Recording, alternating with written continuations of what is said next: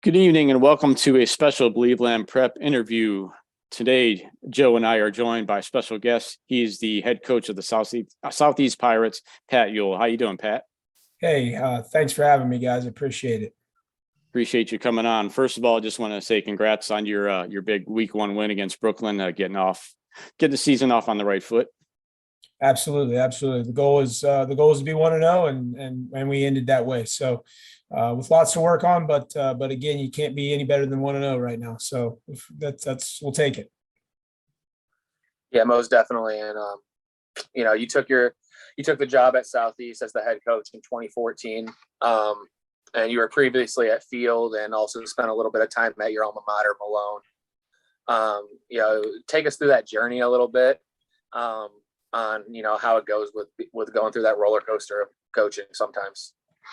Yeah, I mean, I've been very blessed. Not necessarily a roller coaster for me. I was blessed to have a great high school football coach who changed my life and kind of taught me the game. And I just knew that that's something that I wanted to do, for kids and young people, in my life's journey. And so when I was blessed and lucky enough to get an opportunity to play college football and end up at Malone and met some great coaches there. I knew I wanted to be an educator. That journey was a little bit rocky of starting in history, going to broadcasting like you guys, and then ending in integrated language arts, an English teacher, which I would tell you if any of my high school English teachers, they know that they laugh because it would be funny for them to think that I taught English for 10 years. And so no, and obviously I did my student teaching at Kent South High School, and from there, Mike Miller was best friends with Dave Red, who was the superintendent at Field. Field needed an English teacher. I hung on at Canton South. I did my student teaching in the fall, did some long-term subbing there in the spring, and just trying to get my foot somewhere and find a place. And Field had an opening. I went and interviewed with Matt Freno and Mike Harris. Both of whom I'm going to coach against on Friday, but both of whom have had a profound impact on my life and wouldn't be the man I am today without either of them. Interviewed with both of them and luckily for me, I got the job. I was supposed to go to Perrysburg, over near Toledo for an interview like 3 days after I interviewed at Field. And, they basically said, don't go to Perrysburg. We're going to offer you the job. And so I called the head coach at Perrysburg at the time and he said, did you sign anything? And I said, no. And he goes, well, I wouldn't believe him. So, but I think God had a plan for me, and it was to be with Matt Freno and there. And so I was his offensive coordinator for 3 of my first 4 years, just an assistant my first year, then took over as OC. And 27, young and stupid and didn't know any better, thought I was ready to be a head coach. And Matt decided to step aside to watch his daughter play volleyball at the high school level at a different high school. And he and Craig Nettleton took a shot on a 27-year-old kid. And from there, very blessed to have some success. Again, I wasn't just encompassing any program. We were 9-1 the year before, first ever playoff appearance in school history. So to be given the opportunity to be the head football coach of that program was an opportunity that at the time I don't even think how I understood how special it was, because I was so stupid and young and thought I knew everything about life in the world and could coach anything. And so we had a good run there. And then, basically a young, stupid idiot thought I was supposed to go, on to bigger and better things. And really what I've learned about myself is I'm just a high school football coach who needs to love kids and, impart wisdom and culture and just to be at a place where I'm needed and wanted. And I feel like that's Southeast High School. So the reason I ended up at Malone in a lot of ways was it was an opportunity to go coach in the GLIAC, which is to me the best Division II college conference in the country.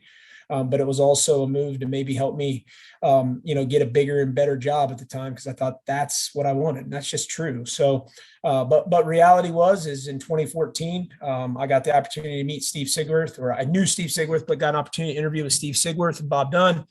And so those two gentlemen have kind of formulated the 6 men in my life that have impacted me, and the reason I'm getting to interview with you guys today. So 9 years later, here I am with a bunch of OTOV dudes getting ready to play against 2 of the men that have helped mold me. And this week sucks for me, for a lot of reasons, in a lot of ways. because you obviously don't ever root against somebody you love, and you don't root against people that I mean, Matt Freno was in my wedding, gentlemen.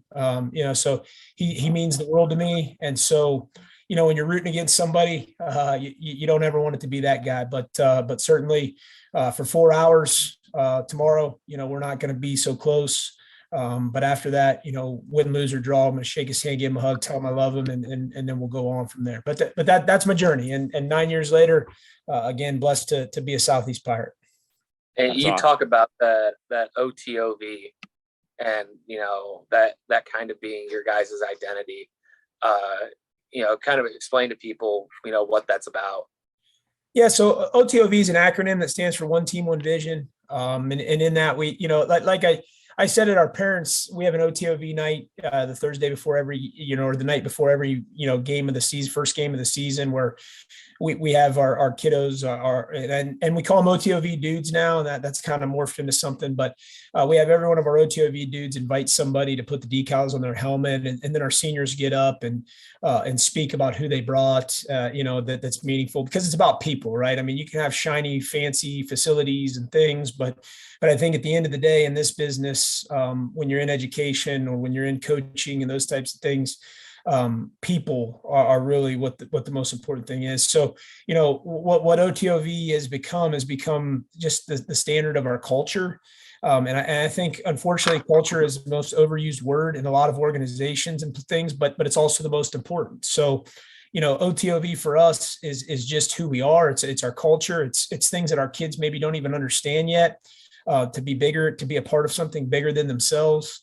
We have 5 behaviors, that acronym is ACE it. We feel like if you can ace it in life, in anything you do, then you can be successful. And that's total accountability. That's uncommon care. That's relentless effort, the highest integrity, and mutual trust. And again, we believe that if you ace it every day with those things, and then you're going to be successful in whatever you choose to do. So what started out as something maybe silly that I started at Field has kind of morphed into, everything that I'm about and I stand for every day. So it's just a culture thing. It's the culture within our program. But it's something that's tangible, if you will, because sometimes how do you define your culture? Ours is OTOV, and our kids, they get to say that, or they have something that we can always refer back to of who we are. So it's just something that's become very important to our program. Now that you have a good amount of experience being a head coach, so what do you enjoy most about being a high school football head coach? Nothing and everything. Nothing. I think nothing and everything. No, I think that the reality is that, I don't know how to explain it, but I love to be a leader. And I love to impact lives. I like to be in charge, in a lot of ways, but no, I think the biggest thing as a head coach, is you get to understand and know things that nobody else will about kids. You're dealing with the parent situations, you're dealing with the home situations, and you get to see the good, the bad, the everything with kids, because it all ends with you, making decisions or whatever those things are. And I think that helps you, again, when you're talking about what I believe in, of building relationships, building men, those types of things. When you're trying to do that, you got to see the whole picture. And sometimes as an assistant, you just don't get that.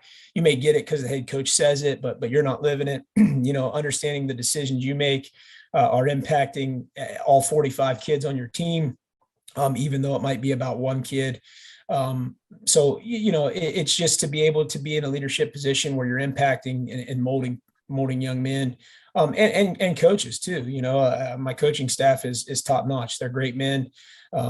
Would have been a little bit better if Joe would have joined us in our room, but he shot me down in a blaze of glory. But no, so I think you just get that opportunity, and then it's mentorship. You know what I mean? And whether it's right or wrong, good or bad, I've had a lot of people help me along the way, and I don't know if I know anything, but if I do know something, I certainly want to pass that along, and it doesn't matter who you are. So I think truthfully, being the head coach, it's everything, and then you hate everything, because there's just you're going to deal with a lot of things that you have to be able to juggle, but that's what makes it enjoyable too.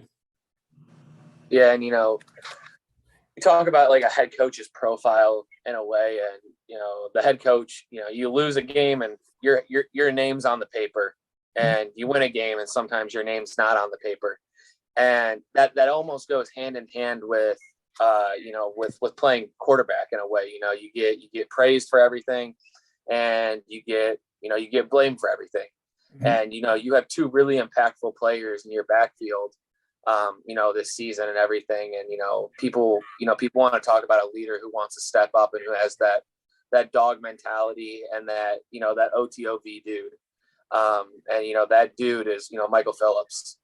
A phenomenal kid and phenomenal football player altogether. And obviously season sadly cut short last year due to an ACL tear, but still had a phenomenal season for what he played in. Sure. In that first game.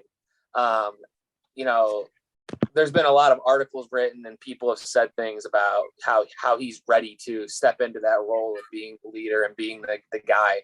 Can you elaborate on that a little bit for us about who Michael Phillips is and what he's capable of doing? I don't even know if I know the true answer to that, because I think the sky's the limit for him. I don't think we've even seen it yet, and I think that's what's exciting for us. Obviously we saw a lot of great flashes last year, in his off season, and then obviously 95 yards receiving in a quarter and a half, had a 70-yard touchdown and I think he had 3 catches for 95 yards and, 2 big plays. He was our explosive player in what we do in our single wing. So I don't know how good he can be, to be honest with you, because I've never, as a sophomore, he spot played, he was obviously on the field some, but there, and then, he was ready. He was a varsity player as a sophomore, but he just wasn't. And we struggled offensively as sophomore, just to be fair. I'm being honest, and our identity of who we were, we had a really good tailback that year who was banged up and tried to play, and, we were going to run off tackle and do those things. But so as a junior, he was ready for a breakout year. He was going to be really a lot of that lightning to Jaden and Aiden's thunder. And it was cut short. So I would tell you this, he worked incredibly hard this offseason. I've had very few kids work as hard as he did this offseason to rehab and get himself back. And I also know this about him. After week 1, he was not very happy with how he played, and his effort in practice, was significantly, not that it wasn't good before, but it was different. And so that focus was intense this week. And so, he had 99 yards rushing, in week 1, and was a two-way player and still wasn't happy with his performance. So I think that speaks volumes to him. But the one thing, and I know he gets highlighted, like you said, I think you're exactly right, Joe. As a head coach, I get way too much credit and way too much blame for everything. And I'm okay with the blame, but I'm not okay with getting way too much credit, because I really don't do a whole hell of a lot. I got great coaches and great kids, but same thing here. I want to highlight our senior class, because they're a great group. I've known all of them. Not all of them, but I've known most of them since they were third graders. And I think that's the one thing I've highlighted about this senior class is, when I took over 9 years ago, these kids were in third grade. And because of my position in the high school, and one of the young men who's a senior now, his dad was obviously the high school principal and our superintendent. And not that has anything to do, but those kiddos they're so close, and they're friends. They were always around the high school. So the Evan Riffles, the Brady Corleys, the Michael Phillips, the Austin McLeans, the Matt Donovans, the Carson Dunns of the world, they were third graders running around our building, kind of like my son has been running around since, for 9 years in our building. So I got to know these kids and meet them and say, hey, I know who you are, as third graders. And that doesn't happen very often. So, and that relationship just continued to grow every year as I watched them come through middle school and be a part of our program. So that's really cool. But they've stepped up in their leadership. I would say if I had one fear of my senior class this year, it was who was going to be maybe the voice and who was going to be the leader. And they have surprised me in a good way. way at every turn, every moment where we've faced any adversity or we've not done some things the right way, or we've started to steer away from some of the things that we do in our program. I haven't even had to say anything. We didn't play a great first half, and they were already, yelling at each other in the locker room. I mean, we were at 14-0, but we didn't play very well, and they were yelling at each other that we didn't play a good half. And that to me was a moment where I was like, okay, so I don't have to rip your rear ends. You guys are doing it for me. So Right. that was critical. So, I think certainly Michael is our guy. I mean, offensively, he's going to do some things. We're going to try to move him around and do things as you watch us, and those articles aren't lies. But I think this senior class, it's a totality, based class, and that we need every one of them to kind of to play their role, because we have a lot of role guys that are becoming or going to become really, really important.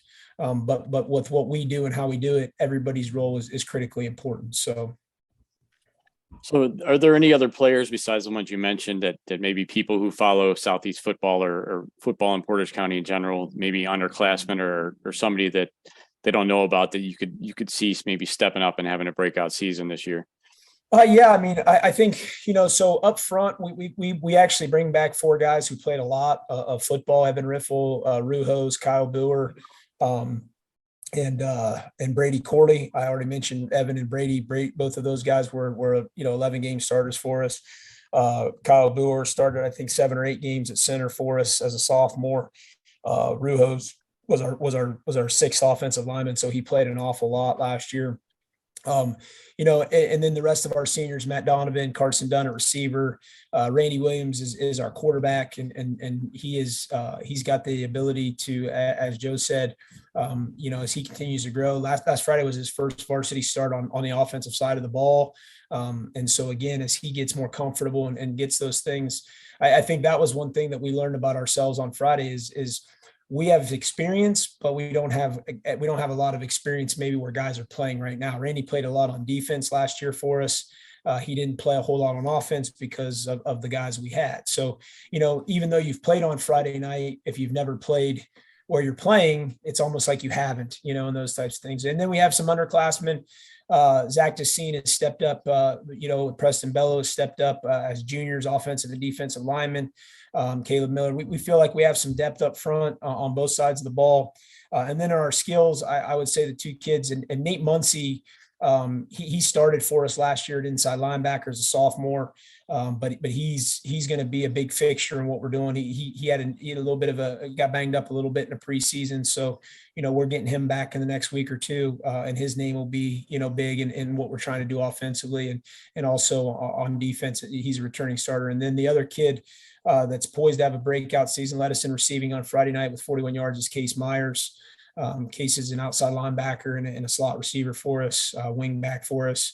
And he's an integral part of our offensive attack. So those are the guys. I'm sure I'm missing somebody. Jack Muldowney as a sophomore tight end. I'm missing somebody in all of this. Austin McLean, Joe Klein, at linebacker. I obviously I don't want to miss anybody, but again, we have a lot of guys. I mean, we have probably 17, 18, 19 guys who are playing varsity football.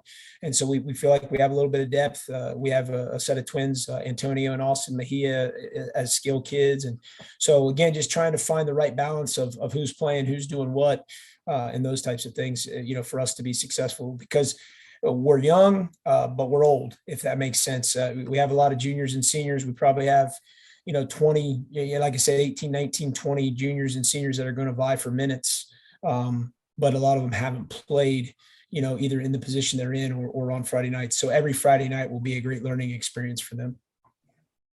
Yeah. And obviously, Friday night, tomorrow, you guys got Field Falcons, and, you kind of touched on that a little bit with your relationship with the coaching staff over at Field. And it really seems like the program's almost, maybe not program, but the results are starting to show. Mogador, obviously always a tough team to go against, and, Field losing on Friday night on a 2-point conversion. Obviously not the way Field wanted things to go, but, it says something in the way that team battled against, Coach Adorney and the Wildcats. how do you guys prepare for a game like this? You take the emotional stuff out of it. You prepare like any other game. You know what I mean? What do they do best, and who are their best players, and what do you have to do to try to be successful? And they're good. I mean, they're flat out. Number one, I know how well coached they are because the guy who's coaching them I told one of my linebackers this today, and I said, Joe, I was telling Joe Klein, I said, Joe, you do realize they're really well coached. Like, I know their head coach, they're coached really well. He goes, yeah, he taught you everything you know, don't you, coach? And I said, yes. He goes, well, then he must be pretty good. And I said, well, I appreciate that, Joe. But, in reality, Matt's going to have his guys ready to go. And again, beyond that, just what do they do best? And quite frankly, they have 2-3 horses back there that can run. I mean, Braxton Baumberger is a stud. He'll arguably be the best football player on the field tomorrow night. And obviously they have a 6'3", 225-pound tailback that if he gets running downhill, he's a load, and we're going to have to gang tackle him and get on his legs and maybe hold on for dear life until everybody can get there. But they're big and physical up front. Defensively, they run to the ball exceptionally well. Got a great receiver in Garrett Green, and again, they're just very well coached. They do what they do. That's the one thing I would tell you, that there's no secrets tomorrow night. Like, I know what Matt's going to try to do, and he knows what I'm going to try to do. He taught me everything I know how to do this in a lot of ways. So, not a whole lot of secrets. It's just about execution and those types of things. But we got to stop the run game. Obviously that the AFA kid being in the backfield, that they've got 3 kids back there that can either tote it or, run it themselves or lead block. And like I said, number one is he's special. He was a really good player last year, and he's even better this year.